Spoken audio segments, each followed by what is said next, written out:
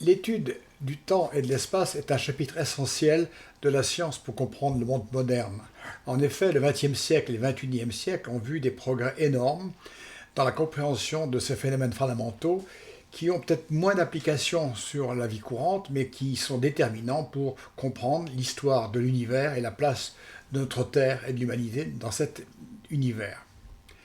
Alors, nous allons donc aborder le temps et l'espace dans le cadre des théories des relativités que l'on peut dénombrer au nombre de trois. Trois théories qui ne sont pas contradictoires, mais qui s'emboîtent les unes dans les autres au fur et à mesure que de nouveaux faits, de nouvelles expériences permettent d'élargir les problèmes à résoudre et donc d'élargir notre compréhension de l'univers.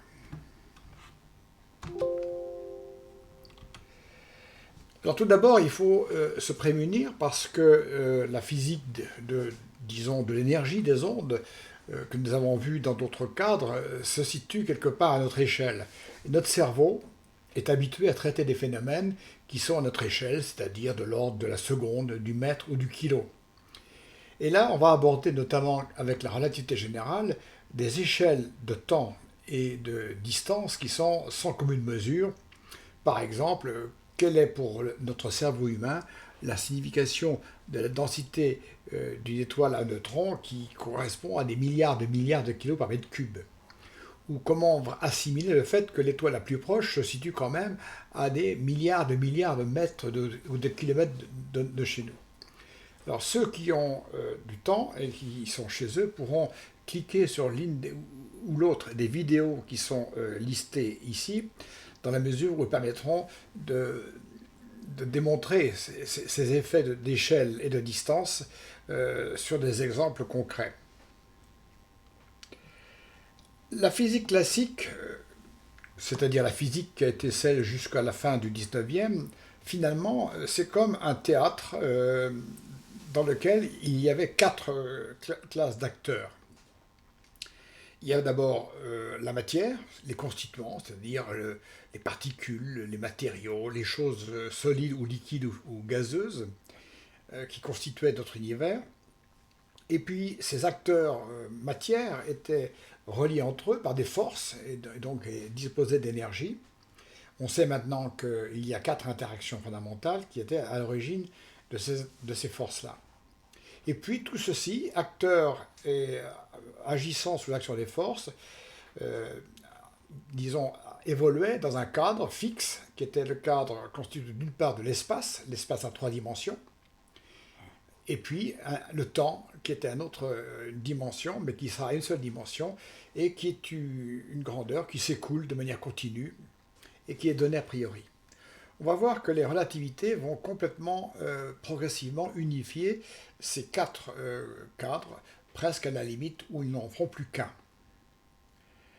Alors, il y a trois relativités emboîtées. La première, c'est celle qui correspond à ce qu'on appelle la relativité galiléenne, et qui correspond à la physique de Galilée, Newton, à la fin du XVIe siècle et au début du XVIIe siècle. Puis est venue plus tard la relativité restreinte, au début du XIXe siècle, du XXe siècle, et puis la relativité générale, surtout du Einstein. Alors commençons par la relativité galiléenne. Galilée a écrit des phrases très prémonitoires disant « Avec le bateau à l'arrêt, observez soigneusement comment les gouttes tombent dans le récipient en dessous, et si vous lancez quelque chose à votre ami, vous n'avez pas besoin de le lancer plus fort dans une direction que dans une autre, les distances étant égales. » Il a observé que quand on est sur un bateau et que ce bateau dérive doucement sur l'eau en ligne droite sans accélération ni virage, eh bien si on lance de l'eau du haut du mât ou si on lance un ballon à un collègue sur le bateau, eh bien il n'y a aucun effet, aucun moyen de savoir si le bateau est à l'arrêt ou le bateau est au mouvement. Donc on dira que la physique est invariante par rapport à une translation. C'est ce qu'on appelle la relativité galiléenne. Les lois physiques sont les mêmes dans les référentiels inertiels, c'est-à-dire ceux qui ne subissent aucune accélération, freinage ou changement de direction. Cela a déjà des fortes implications, parce que, sans faire beaucoup de mathématiques, on va beaucoup parler dans l'espace-temps de la notion d'événement. Donc un événement, dans ce cadre-là, c'est un temps, un moment donné, un temps, t, et un lieu, c'est un endroit qui est repéré dans l'espace, généralement à 3 dimensions. Sur Terre, on dirait latitude, longitude, altitude, ou bien en mathématiques, on se réfère par rapport à 3 axes perpendiculaires. Ben, si on considère 2 événements, l'événement A qui a son temps et sa position, un événement B qui a son temps et sa position, eh bien, en relativité galiléenne, on sépare complètement le temps de l'espace. Ça nous paraît évident dans la vie commune, mais il faut savoir que les relativités vont complètement nous changer nos idées sur cet aspect-là. Donc, à la relativité galiléenne, on peut calculer l'écart de temps entre 2 événements en faisant TA moins TB. Et puis, quand on veut calculer maintenant les distances dans l'espace entre les 2 lieux où ont eu 2 événements, eh bien, on applique une formule qui, sans être compliquée, est une extension à 3 dimensions du fameux théorème de Pythagore, puisque la distance au carré est égale à la somme des carrés des coordonnées de chacun des événements. Alors, cette forme-là détaillée, on la symbolise souvent sous forme ce qu'on appelle différentielle. C'est la forme dans laquelle on dira que dl au carré, donc la petite écart sur la longueur au carré, est égal à petit écart sur x au carré, plus le petit écart sur y au carré, plus le petit écart sur z au carré. Cette métrique-là, avec cette somme de carrés de poids égale à 1 partout, c'est une métrique qu'on appellera euclidienne et qui était bien connue depuis le départ pour notamment les applications géodésiques. Dans la relativité galiléenne, donc les temps et l'espace sont indépendants. Il existe un temps universel. 2 événements peuvent être simultanés dans des référentiels différents, puisqu'il y a un temps universel pour tout le monde. On peut savoir si 2 événements ont eu lieu en même temps ou pas. Et puis les distances de l'espace sont déterminées par la métrique euclidienne que l'on vient de voir. Alors derrière la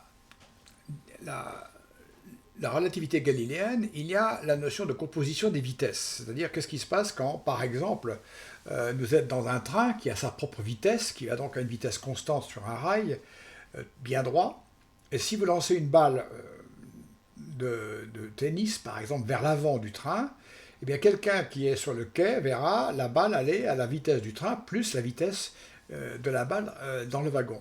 Inversement, si vous lancez la balle vers l'arrière du train, eh bien, celui qui est sur le quai lui verra une vitesse plus petite, puisque la vitesse dans le wagon se déduira de la vitesse totale du train. Alors ça, c'est l'addition classique des vitesses, composition de vitesses dans les référentiels galiléens.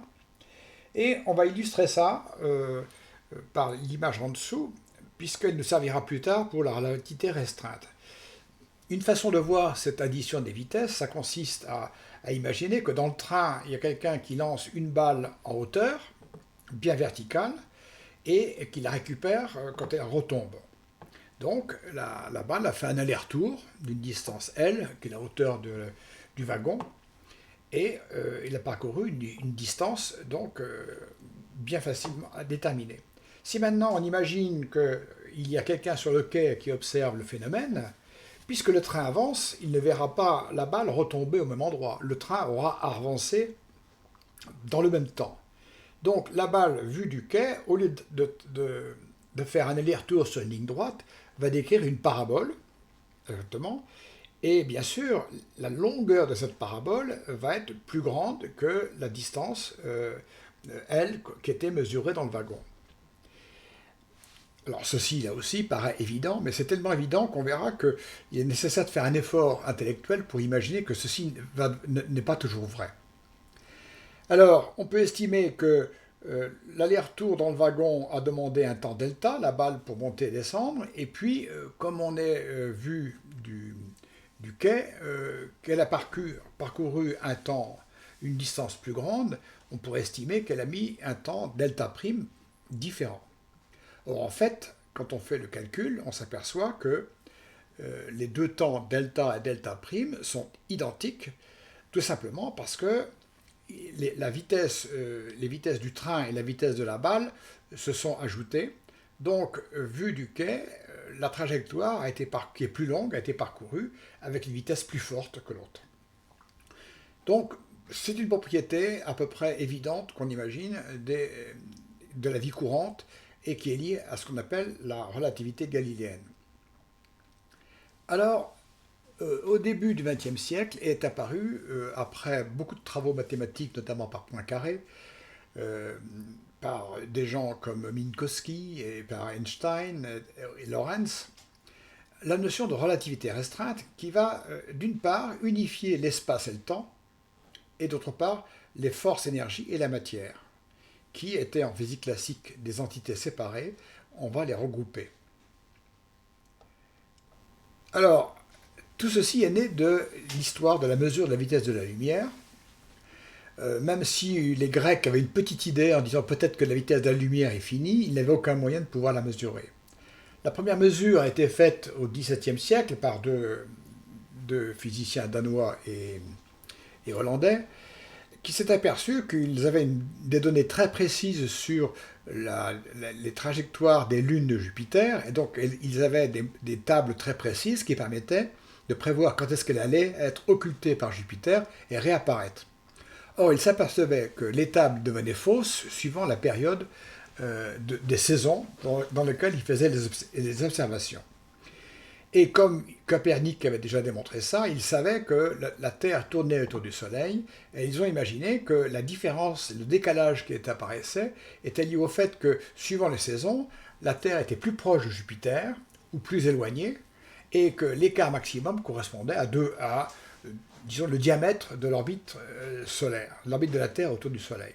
Un calcul rapide leur a permis de déduire que la vitesse était de l'ordre de 220 000 km par seconde, ce qui n'était pas très faux, puisque on sait que maintenant c'est plutôt 300 000. Michelson, en faisant des études sur la recherche de l'éther qui théoriquement devait supporter la lumière, ont vérifié qu'elle était invariante et avait toujours la même valeur. Et désormais, cette valeur, elle est exactement connue, c'est 299 792 458 km par seconde, exact, parce que c'est une donnée maintenant que l'on s'est donnée, une constante universelle, à partir duquel on peut déduire le mètre. Alors, reprenons l'image maintenant dans le train, mais au lieu de prendre une balle qu'on va lancer dans le wagon, on va prendre une lampe de poche qui va éclairer le plafond du train en supposant qu'il y a un miroir qui va renvoyer la lumière. Et on suppose qu'on ait un excellent chronomètre qui va mesurer le temps que la lumière met pour faire l'aller-retour sur le miroir du wagon. C'est évident que tout ceci, c'est une expérience mentale qui est infaisable dans l'état. Donc, vu du wagon, on a la lumière qui fait un aller-retour pendant un temps delta t et qui a parcouru 2 fois la hauteur du wagon. Si maintenant on regarde vue du quai, si le train va très vite, pendant le temps que la lumière monte vers le miroir et redescend, eh bien, le train aura avancé. Donc, comme tout à l'heure pour la balle, vue du quai, la lumière aura parcouru une distance plus grande. Mais le problème majeur qui apparaît tout de suite, c'est que la trajectoire est plus grande et la vitesse est constante. Donc la seule solution, c'est que la lumière mette plus longtemps à parcourir la distance, puisque la vitesse est constante. Donc le temps de parcours observé dans le wagon est delta t, et le temps de parcours observé du quai est delta t', qui sera plus long. Donc, tout se passe, et ceci a été vérifié souvent, que dans le référentiel mobile, vous qui êtes immobile sur le quai, vous voyez passer le train, eh bien, l'horloge, toute horloge qui sera dans le train, sera retardée en fonction de la vitesse du train. C'est un effet de ralentissement des horloges qui est majeur et qui est lié à la relativité restreinte de Lorentz, à la transformation de Lorentz, puisqu'il a démontré que puisque la vitesse de la lumière est constante, quel que soit le référentiel, on ne peut plus appliquer la simple addition des vitesses, et il a déduit une formule qui est exprimée ici, qui dit que la vitesse totale, quand on additionne la vitesse d'une balle ou de n'importe quel objet dans un train qui lui a sa propre vitesse, la formule est un peu plus compliquée. Elle est celle-ci. Évidemment, quand la vitesse de la balle ou la vitesse du train est très faible, on retrouve la formule habituelle de Galilée. Par contre, si, par exemple, la balle, c'est de la lumière, si elle va à la vitesse c, on s'aperçoit que cette formule a la propriété que dès qu'une des vitesses devient égale à c, la vitesse totale reste à c. Donc, cette expression transposition de Lorentz est la nouvelle façon d'additionner les vitesses, notamment quand on s'approche de la vitesse de la lumière, et qui satisfait la règle que nul objet ne peut avoir une vitesse supérieure à la vitesse de la lumière. Donc la vitesse de la lumière c est une limite absolue. Alors, on l'a vu tout à l'heure dans l'image, dans l'expérience virtuelle du miroir dans le train, que tout se passe comme si les horloges dans le référentiel qui est mobile par rapport à vous étaient ralenties. Alors la formule, la voilà, elle dit que le temps local dans le référentiel mobile est égal au temps du repère fixe divisé par racine de 1 moins v2 sur c2. Donc, cette formule-là, on a pu la vérifier par exemple au CERN, parce qu'au CERN, on produit des particules élémentaires qui ont des durées de vie très courtes. Alors, on produit par exemple des muons, qui sont des particules qui ont une durée de vie bien connue de 2,2 microsecondes. Donc, en multipliant cette durée de vie par la vitesse de la lumière, on a la distance maximum qu'ils peuvent parcourir durant leur durée de vie. Et on trouve 660 mètres. Or, on observe des grandeurs beaucoup plus longues. On observe des distances parcourues peut-être de 19 km, c'est-à-dire de l'ordre de 25 à 30 fois plus élevées que la mesure attendue. Tout ceci est lié au fait que dans les muons qui circulent au CERN vont presque à la vitesse de la lumière, et par conséquent, leur horloge par rapport à nous est très ralentie. Ils ont une durée de vie beaucoup plus longue, 64 microsecondes, ce qui leur permet de parcourir dans notre référentiel des distances plus grandes. Donc, le ralentissement des horloges est quelque chose d'observé, de mesurable, et donc incontournable, tout en étant assez difficile à percevoir. Alors, qu'est-ce que c'est que cet espace de la relativité restreinte par rapport à la relativité galiléenne? On rappelle que déjà avec l'époque de Galilée, un événement c'était un temps avec un lieu, donc il y avait 4 nombres qui permettaient de déterminer un événement. On avait considéré le fait qu'on comparait 2 événements, c'est-à-dire 2 choses qui se passaient à des temps et à des endroits différents. Mais cette fois-ci, on ne peut plus mesurer l'écart de temps séparément, sauf si on est dans le même référentiel. Donc la formule qui permet de dire je calcule la différence de temps entre 2 événements n'est valable que si on est soit tous les deux dans le train, soit tous les deux sur le quai, mais on ne peut pas comparer des événements qui sont l'un dans le train, l'autre sur le quai. Et donc la distance qu'il faut faire intervenir, c'est une distance qui mélange le temps et l'espace, puisque la distance, c'est une formule qui dit que la distance au carré est égale à la vitesse de la lumière que multiplie l'écart de temps, moins la somme des écarts dans l'espace. Formule. Donc on retrouve en gros, à part peut-être les signes, ce qu'on appelle une métrique euclidienne, parce qu'on a des facteurs 1 partout, et qui vont déterminer, justement, à partir de ça, on peut déduire les relations sur les vitesses et les horloges. Donc, dans la métrique de Minkowski, cette fois-ci, le temps et l'espace ne sont pas indépendants, ils sont dépendants, parce que s'il y a 2 référentiels qui sont en mouvement l'un par l'autre, le temps et l'espace ne sont plus disjoints. Il n'existe pas un temps universel, puisque les horloges qui sont dans deux référentiels en mouvement n'indiquent pas le même temps. Et puis, cela veut dire qu'on a de gros problèmes pour définir si 2 événements sont simultanés.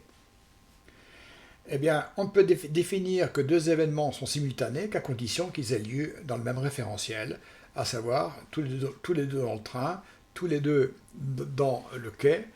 En revanche, définir 2 événements simultanés, l'un dans le train, l'autre sur le quai, est impossible ou pose de gros problèmes de détermination.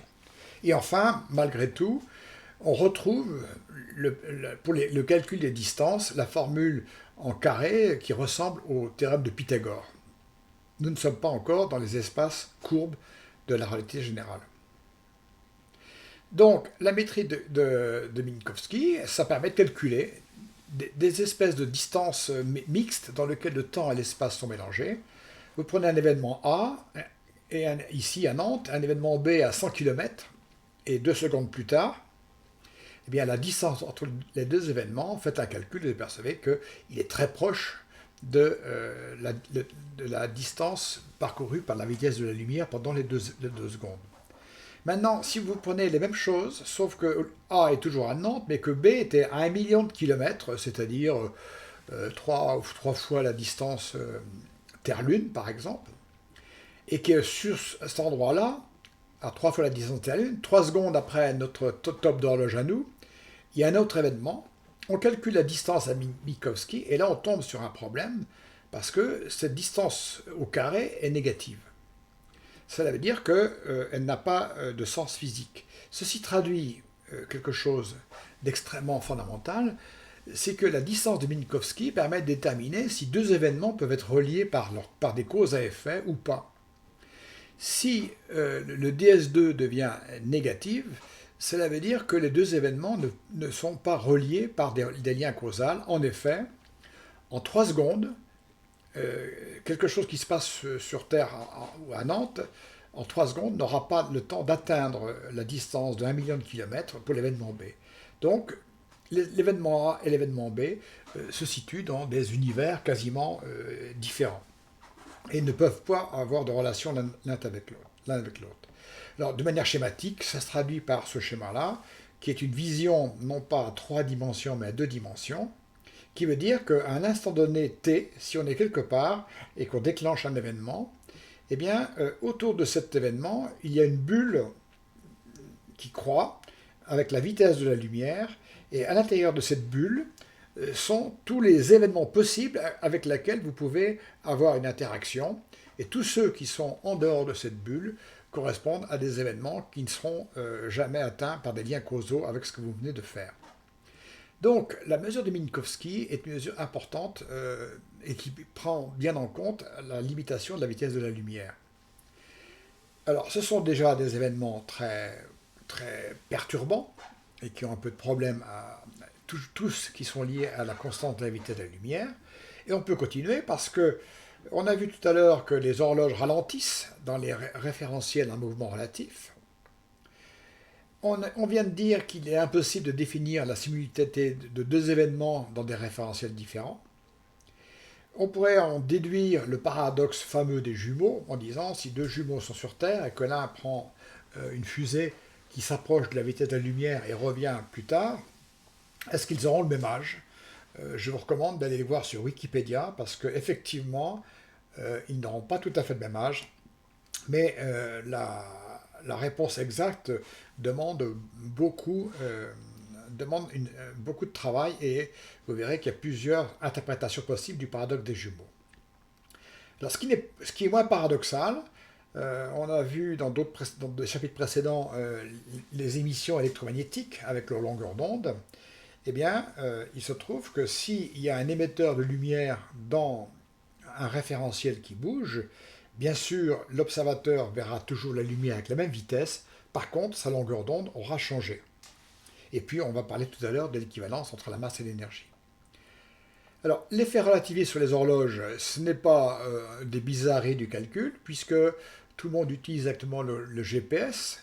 Le GPS qui analyse le temps de trajet entre des satellites qui sont en rotation autour de la Terre et avec votre montre ou votre smartphone. Eh bien, il faut tenir compte du fait que les satellites sont en rotation et se déplacent autour du globe terrestre. Donc, il y a un petit effet relativiste qu'il faut corriger. L'horloge des satellites est ralentie par rapport aux horloges terrestres. Et cette dérive, il faut la corriger, elle pourrait atteindre plus d'1 kilomètre par jour. Et on verra qu'il y a un autre effet relativiste, général cette fois-ci, qui introduit une correction dans l'autre sens. Donc, le ralentissement des horloges est observé de manière et utilisé dans la vie de tous les jours. Le décalage de la lumière vers le rouge, des longueurs d'onde, il est déterminé par une relation que voici, qui fait que si on observe une source de lumière qui s'éloigne de nous, on verra progressivement sa longueur d'onde se décaler vers le rouge, l'infrarouge, et puis les longueurs d'onde de plus en plus importantes. Inversement, s'il y a une source qui se rapproche de nous, on verra la lumière qu'elle émet se décaler vers le bleu et l'ultraviolet. Donc voilà, cela veut dire que dans le chapitre des ondes, on a vu que chaque élément chimique ou chaque élément atomique avait sa propre signature avec des raies bien déterminées de ses niveaux d'énergie. Eh bien, c'est en observant le décalage, par exemple, de l'hydrogène, des raies, que l'on permettra de déterminer si oui ou non la source est en déplacement relatif par rapport à la nôtre. Alors, grâce aux moyens et aux satellites, on a pu faire une cartographie extraordinairement détaillée de très nombreuses galaxies qui sont dans notre univers. Avec des méthodes dont je ne parlerai pas ici, on peut avoir une estimation de leur distance, et en même temps, on peut la corroborer par la longueur de la lumière émise, qui va permettre de déterminer si elles sont en déplacement relatif par nous. Donc, la distance étant connue, leur vitesse relative à nous étant aussi calculable, on peut faire une cartographie dynamique très précise de l'univers qui nous entoure. On peut donc faire une cartographie et vous trouverez sur Internet des visios permettant de montrer tout cela. Dernier paradoxe, qui est celui moins paradoxal puisqu'il est tellement connu, qui est l'équivalence masse-énergie, qui n'est pas complètement disjoint, mais qui n'est pas complètement joint non plus à ce qu'on appelle la relativité restreinte au sens de Poincaré et Lorentz, c'est le fait que quand un corps acquiert de l'énergie, cinétique par exemple, sa masse va augmenter dans la proportion de cette énergie divisée par le carré de la vitesse de la lumière. Donc Poincaré avait déjà anticipé ce genre de formule-là, mais comme il n'était pas mathématicien, il n'en avait pas tiré les conséquences que Einstein notamment a tiré de manière très, très spectaculaire. Donc un mouvement avec une masse au repos m0, un corps en mouvement avec une masse au repos m0 aura une masse qui sera égale à m0 divisé par ce fameux racine carrée d'un terme qu'on retrouve partout en relativité. Ce qui veut dire que quand V se rapproche de la vitesse de la lumière, on s'aperçoit que la fraction, le dénominateur tend vers 0 et donc la masse tend vers l'infini. Ce qui implique que tout objet qui a une masse au repos fini ne peut pas atteindre la vitesse de la lumière.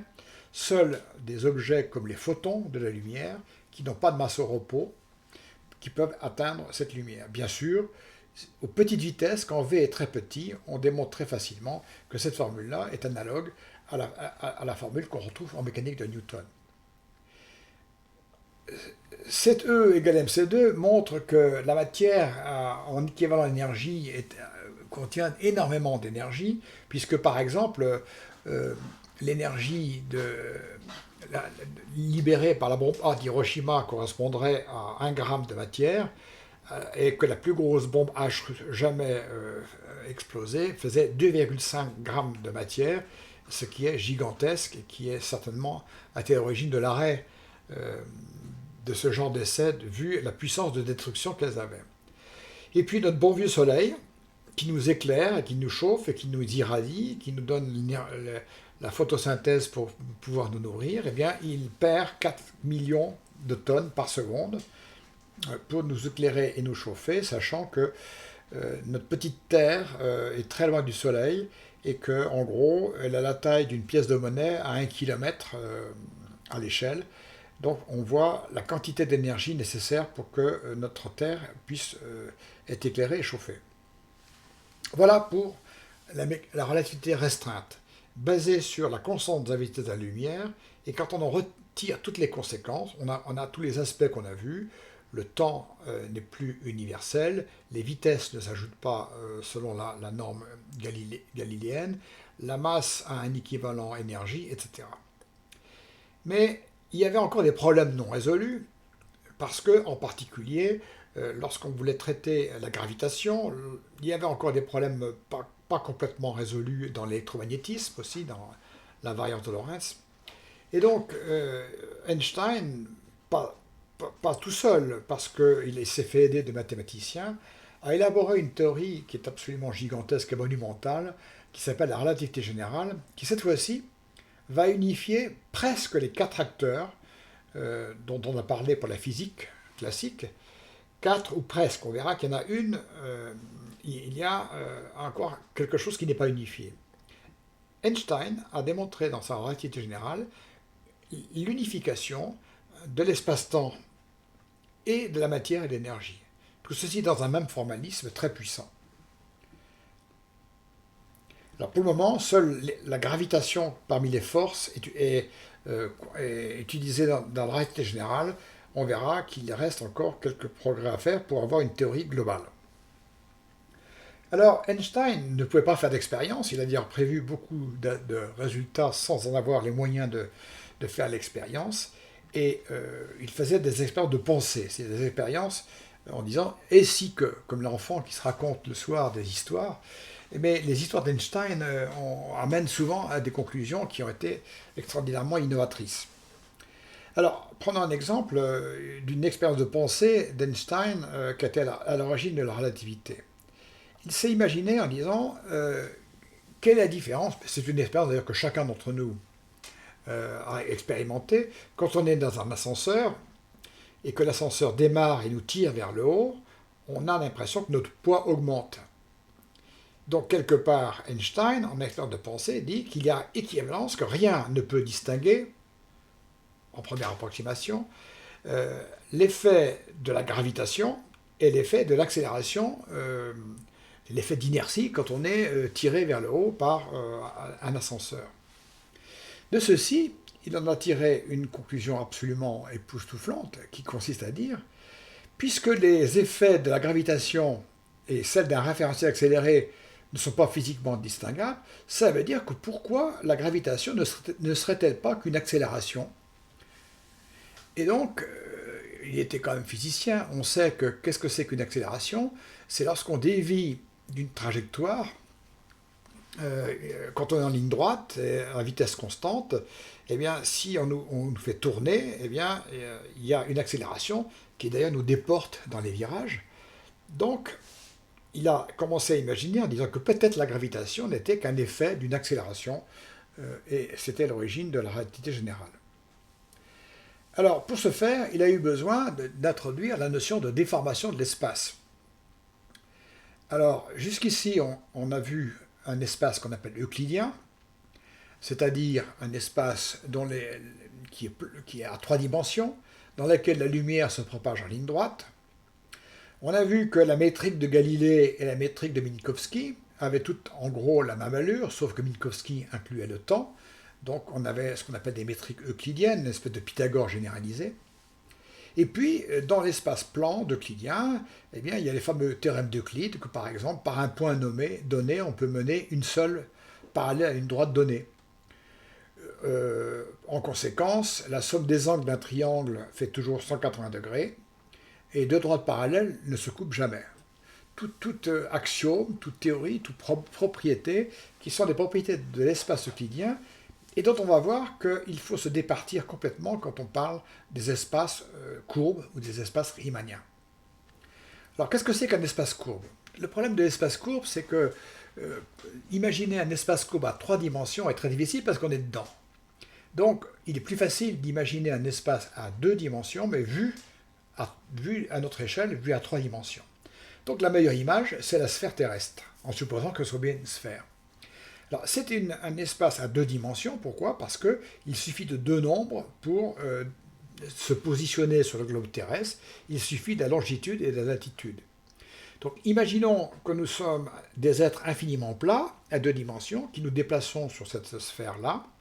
Eh bien, nous serons dans un espace qui n'est plus plan, nous serons dans un espace courbe, un espace de Riemann.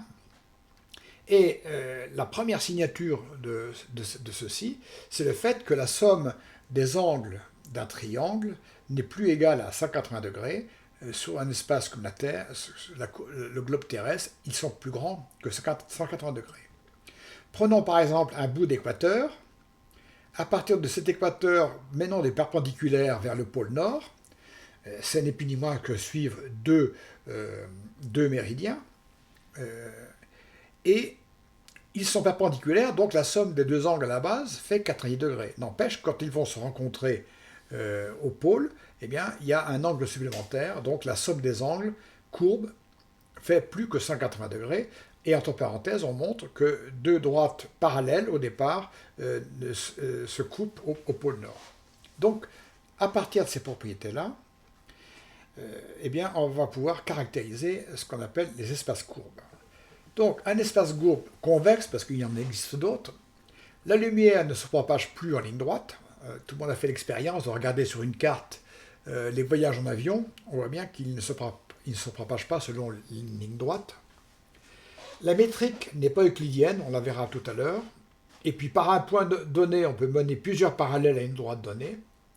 Et en conséquence, la somme des angles d'un triangle est supérieure à 180 degrés et deux droites parallèles peuvent se couper. Donc toute une géométrie nouvelle qu'il faut mettre en musique, sachant qu'il existe des espaces courbes convexes comme un globe terrestre à deux dimensions ou des espaces hyperboliques. Et puis les espaces plans, qui sont les espaces euclidiens, qui correspondent à un espace dont la courbure est infinie et donc qui est plan. Donc, Einstein, la relativité générale, va partir du fait que l'énergie, et les masses en particulier, vont déformer l'espace-temps et que la métrique n'est plus euclidienne. Alors, c'est imagé à droite à deux dimensions. Au lieu d'avoir une métrique qui dessine des lignes bien droites partout, eh bien, elles sont déformées par la présence ici d'un corps pesant. Donc, le théorème de Pythagore n'est plus valable.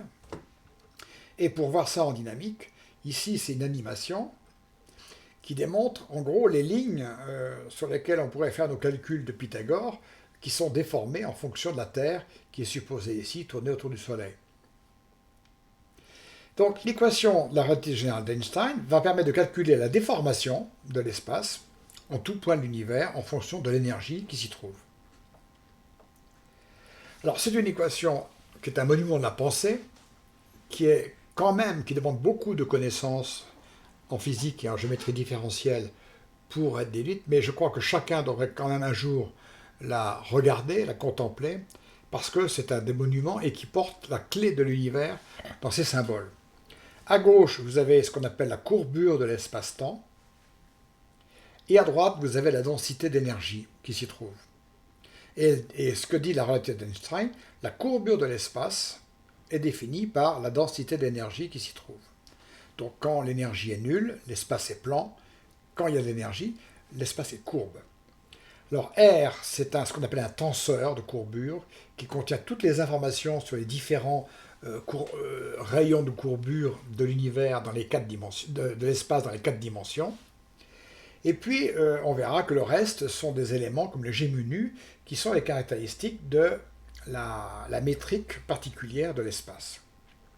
Donc en tout point de l'espace-temps, la courbure de l'espace-temps est proportionnelle à la densité d'énergie. C'est un monument et qui est une formule extrêmement sophistiquée qui n'a jamais été démentie puisqu'elle a prédit des effets qu'on observe de nos jours, qui étaient inobservables à l'époque d'Einstein. Et cette magnifique équation, quand on la résout, va permettre de résoudre des problèmes comme par exemple les lentilles gravitationnelles, le ralentissement des horloges dans un champ de pesanteur, les trous noirs ou les ondes gravitationnelles.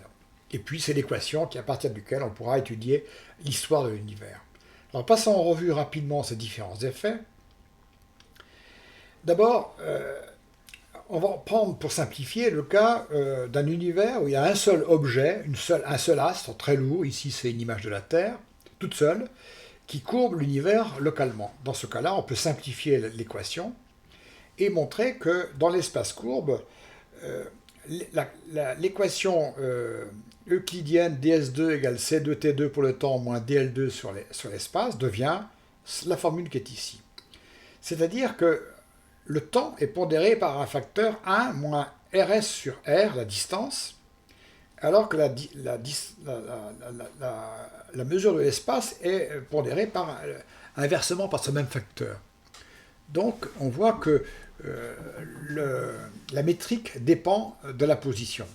RS, c'est un coefficient fixe qui a pour valeur très simple, 2 fois la constante de gravitation, m la masse de l'objet en question, sur C2. Donc quand on regarde les géodésiques, quand on regarde la ligne droite, il n'y a pas de ligne droite, ça permet d'expliquer pourquoi autour de cette masse-là, l'espace apparaît courbé. Alors, ceci est à l'origine de ce qu'on appelle les lentilles gravitationnelles, qui avaient beaucoup intrigué les astronomes, surtout lorsqu'on a regardé avec Hubble, au lointain des galaxies, on s'apercevait des halos de lumière, qu'on avait beaucoup de peine à expliquer, des structures sphériques. Et en fait, on a compris, d'après la relation d'Einstein, que c'était ce qu'on appelle des mirages gravitationnels, ou des lentilles gravitationnelles. C'est-à-dire que quand il y a une source lumineuse dont les rayons venant vers nous passent à côté d'un corps très massif, on verra peut-être un corps noir, ils sont déviés, si bien que suivant qu'ils passent à gauche et à droite, ils sont déviés différemment, et vu de nous, de l'observateur, on aura l'impression qu'ils viennent de deux sources différentes. C'est ce qu'on appelle l'origine du mirage gravitationnel, qui est prévu, calculable par la relation d'Einstein, et qui permet d'ailleurs de calculer la masse de l'objet en question. Le rayon de cette structure-là permet de calculer la masse de la galaxie ou du trou noir qui est à l'origine du phénomène. Donc l'onde gravitationnelle prévue et observée et mesurée. Ralentissement des horloges. Alors cette fois-ci, il faut bien être précis. Tout à l'heure, en relativité restreinte, on parlait du ralentissement des horloges qui était lié au mouvement. Là, on est simplement lié au ralentissement des horloges qui est lié à la densité d'énergie liée à la courbure de l'espace. Et à ce moment-là, on s'aperçoit que si on prend un temps de référence très loin, TF, qui est une horloge très très éloignée, eh bien, une horloge qui sera proche de l'objet massif en question verra son temps ralenti, multiplié par le facteur 1 moins RS sur R, où il y a toujours le facteur de d'origine. C'est-à-dire que plus R se rapproche de RS, plus T0 augmente. Donc, l'horloge va ralentir au fur et à mesure que l'on approche de l'objet massif qui courbe l'espace. Et on a toujours la limite de Schwarzschild qui est là. Alors pour illustrer ça, imaginons un satellite qui part de la Terre et on est suffisamment loin pour que la courbure de la Terre, de l'espace par rapport au Soleil soit suffisante pour nous faire tourner autour du Soleil, mais insuffisante pour modifier le temps. Eh bien, si on se rapproche du rayon RS, de Schwarzschild du Soleil, eh bien, à 10 RS, on verra déjà 5% de retard de l'horloge, et plus on approche, on verra que le temps vu du satellite qui se rapproche va se ralentir. Donc c'est un phénomène de ralentissement des horloges qui sont dans un champ de pesanteur d'un objet massif. Alors là aussi, ce n'est pas une vue de l'esprit, parce que reprenons à nouveau notre image du GPS, eh bien, il y a un effet inverse pour les satellites. Tout à l'heure, on avait vu que les satellites avaient un temps, une horloge qui ralentissait parce qu'ils étaient en mouvement. Mais cette fois-ci, les satellites, il faut considérer qu'ils sont plus loin de la Terre. Or, la Terre est l'origine d'une petite courbure de l'espace, et plus on s'éloigne de la Terre, plus la courbure est faible. Donc, les horloges qui sont proches de la Terre auront un temps qui sera plus rapide, battront un temps plus rapidement que les horloges qui sont dans satellite. Et ça a été mesuré multiples fois avec des horloges atomiques. Donc, les horloges atomiques des satellites avancent parce qu'elles sont dans un champ de pesanteur qui est plus faible que s'ils étaient tout proches de la Terre. Donc, il y a deux corrections antagonistes.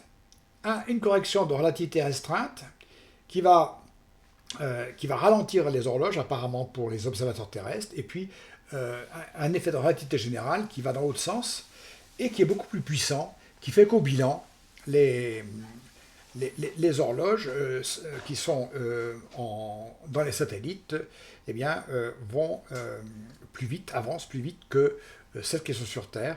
Et au bilan, s'il n'y avait pas des corrections, eh bien, nos GPS deviendraient faux avec environ 10 km par jour.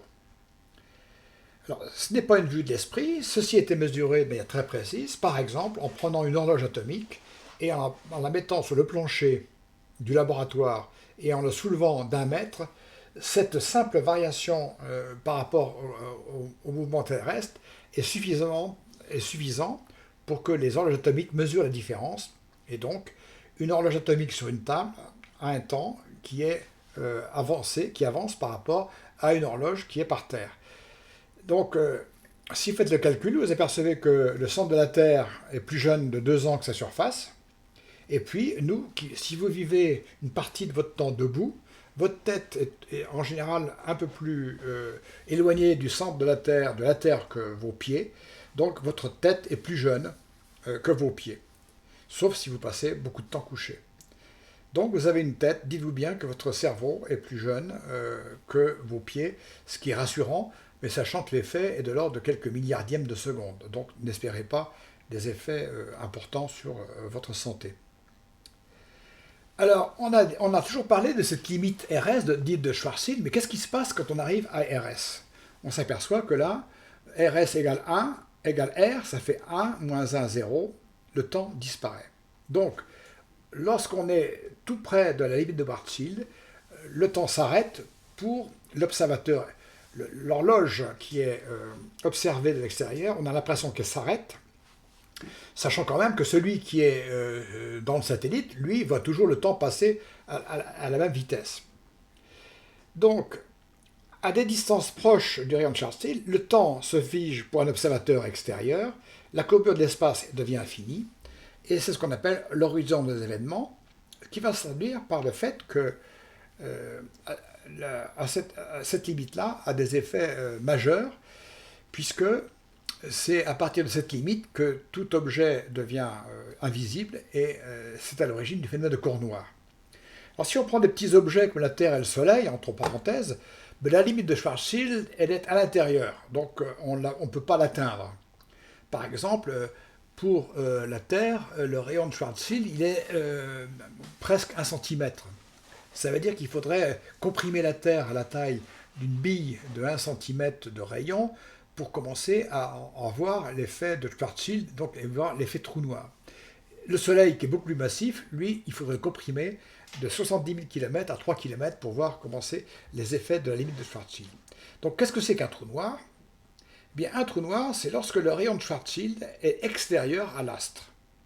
Alors, ce qui arrive dans 2 cas, c'est que si la densité de l'astre est très très forte, ou s'il est une masse énorme, et s'il est très grand, et s'il a une masse énorme, dans ce cas-là, la limite de Schwarzschild devient extérieure à l'astre, et cette limite, disons, qui pose des problèmes de singularité essentiels, eh bien, se trouve à l'extérieur.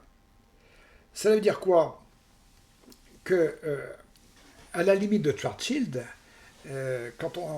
si on était capable de se situer sur ce rayon-là, eh bien, la vitesse d'échappement, c'est-à-dire la vitesse qui serait nécessaire pour ressortir du trou noir, devient plus grande que la vitesse de la lumière. Donc c'est l'origine du phénomène dit de trou noir. Toute matière, rayonnement, information qui passe la limite de Schwarzschild devient invisible et entre dans le trou noir sans pouvoir jamais en sortir. Et un trou noir est donc un objet très simple puisqu'il a sa masse, son moment angulaire s'il tourne et éventuellement sa charge électrique. Et un trou noir est obtenu lorsqu'on a des objets extrêmement massifs. La grande découverte de 2017, ça a été par des méthodes astronomiques extrêmement puissantes de faire la première observation d'un trou noir. Alors, vous me direz, un trou noir, on ne le voit pas, bien sûr que non, mais lorsque un trou noir se situe dans l'espace, il absorbe toutes les poussières et éventuellement même les fragments d'étoiles qui passent près de lui, et les effets dits de marée sont tellement intenses que cette matière-là est chauffée et devient lumineuse dans le domaine du visible ou dans le domaine des rayons X. Donc on a pu mesurer, observer, et tout à fait en lien avec les prévisions théoriques, l'anneau extrêmement lumineux de matière chauffée qui est en train de tomber sur le trou noir, dont on devine la silhouette au milieu. Donc c'est une preuve indirecte mais incontournable de l'existence des trous noirs, dont on a pu mesurer d'ailleurs les masses. Alors il faut savoir qu'au centre de notre Voie lactée, qui est notre galaxie, il y a un immense trou noir de l'ordre de 4 millions de fois la masse du Soleil. Dans la plupart des galaxies, des milliards de galaxies qu'on observe, il y a un trou noir. Alors celui de la Voie lactée est difficile à voir parce que nous sommes sur les bords de la Voie lactée et il est au centre. Il faut traverser toute l'épaisseur du disque pour pouvoir observer. Avec les moyens modernes, on a pu observer notamment les mouvements des étoiles qui se situent près du trou noir. Et si je déclenche la vidéo ici, par exemple, voilà la vidéo qui se déclenche, eh bien, vous verrez l'effet qui se situe sur ah, pardon, il y a un problème.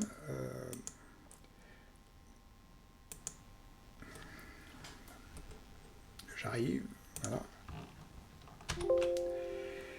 Alors, à droite, vous avez ce que vous verrez dans la vidéo. Vous verrez les trajectoires des étoiles qui circulent et vous voyez que la forme des trajectoires est très particulière et les vitesses permettent de déterminer la position du trou noir et en même temps que c'est sa masse. Donc, par l'observation des mouvements des étoiles autour d'un trou noir, on peut déterminer sa masse, et d'abord son existence et ensuite sa masse. Alors, pour distinguer dans l'astronomie, on parle parfois de la matière noire, qui n'est pas le trou noir. La matière noire est une autre chose. La matière noire est, toujours dans le cadre de la relativité générale, est nécessaire pour expliquer un certain nombre de propriétés de rotation des galaxies, de masse des galaxies. C'est-à-dire qu'on observe par des effets indirects des courbures de l'espace-temps qui sont incompatibles avec la densité de matière qui s'y trouve.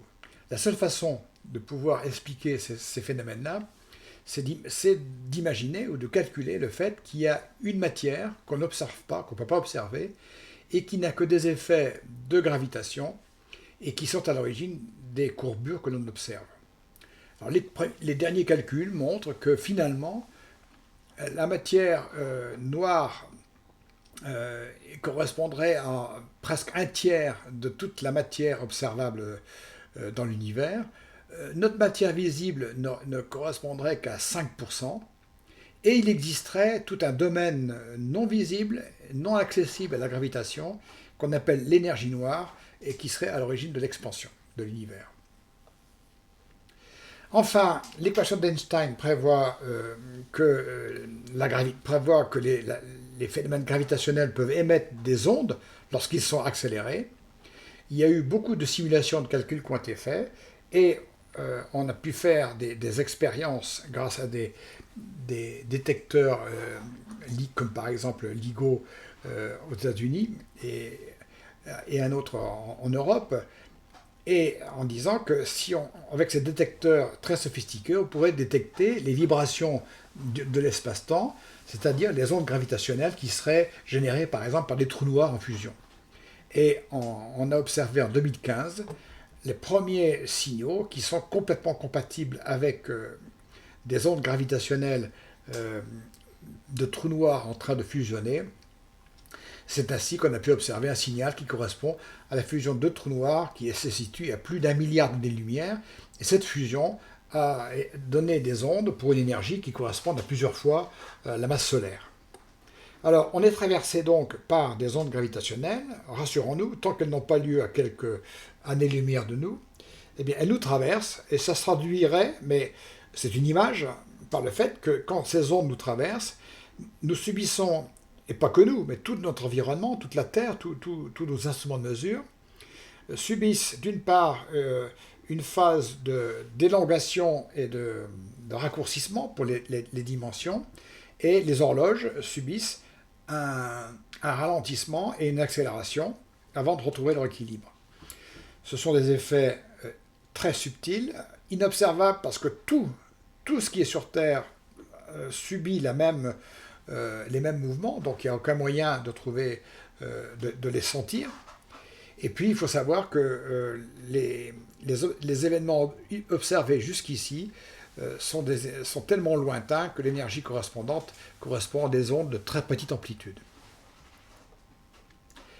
Enfin, dernier chapitre sur ce grand chapitre sur les relativités, l'équation de la relativité générale d'Einstein, lorsqu'on la combine avec un certain nombre d'hypothèses, comme par exemple que l'univers est à peu près isotrope à grande échelle, c'est-à-dire qu'il est le même dans toutes les directions, et que si on fait la moyenne, il est homogène, on tombe sur des équations qui ont été déduites par notamment le russe Friedman, et ce sont des équations absolument essentielles, puisqu'elles permettent de mettre une histoire sur l'univers, puisqu'elles relient le taux d'expansion de l'univers à sa courbure moyenne et à la densité moyenne d'énergie.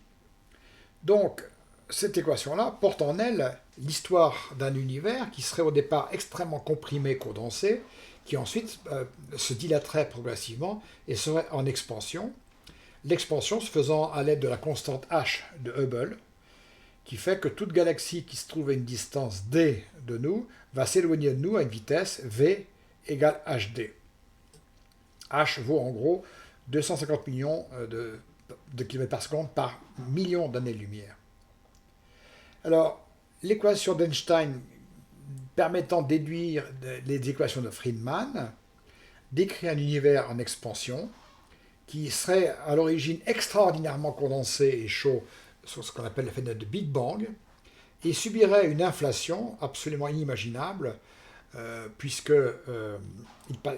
sa taille augmenterait de manière exponentielle par des facteurs de l'ordre de 10 à 10 puissance 100 000, puis entrerait dans une phase plus calme dans laquelle se formeraient les étoiles, les planètes, les galaxies, et actuellement on a observé qu'il y aurait une nouvelle accélération de l'expansion, alors qu'on s'attendrait plutôt à un ralentissement qui serait lié donc à cette fameuse énergie noire. Donc l'équation d'Einstein contient les équations d'évolution de l'univers qui permettent de décrire l'histoire de l'univers. Cette expansion actuelle, il faut la voir comme étant pas très forte, puisqu'elle correspond à 2,7 mètres par siècle sur la distance Terre-Lune. Il faut beaucoup se méfier d'abord du Big Bang et de la notion d'expansion de l'univers. On a toujours l'image d'une explosion, mais une explosion, c'est quelque chose qui se produit dans un repère fixe. Or, l'expansion de l'univers, ce n'est pas ça. Ce n'est pas quelque chose qui bouge, c'est le référentiel, c'est la métrique qui elle-même change avec l'espace.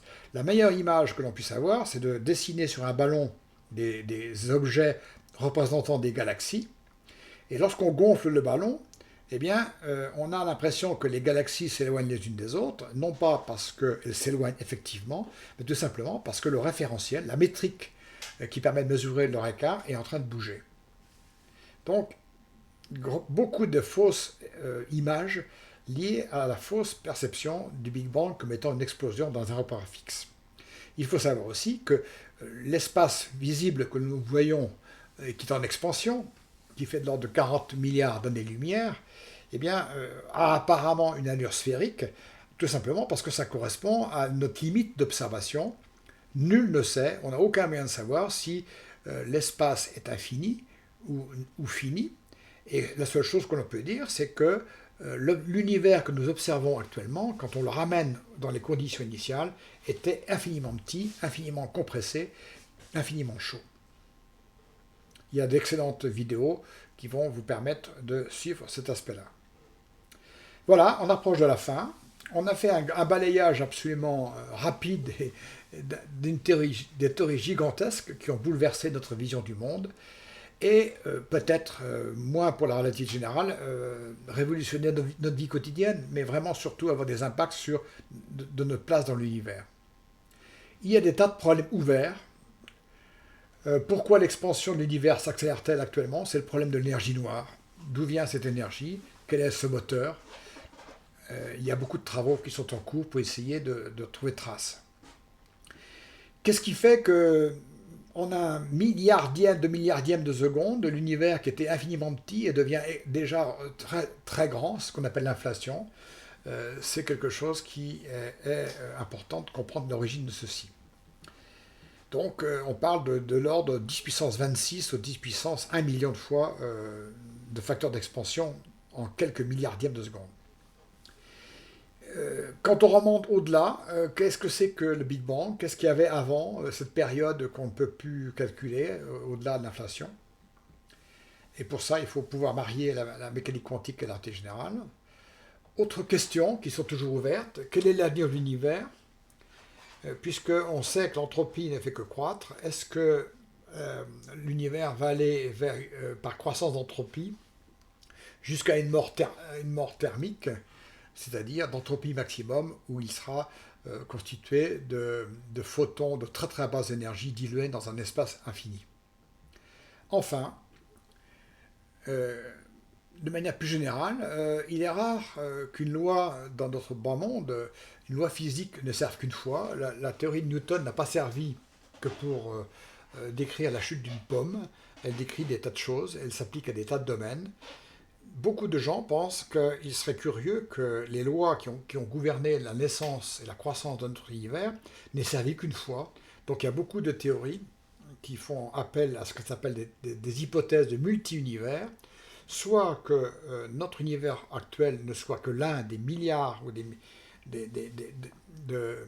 d'univers qui se créent par fluctuation quantique dans un hyperespace, ou bien d'autres, comme Penrose, imaginent que c'est un univers cyclique, et que, contrairement à la mort thermique qui est prédite, eh bien, les univers ne meurent jamais, ils se recyclent, ils redeviennent, ils se recompactent, redeviennent.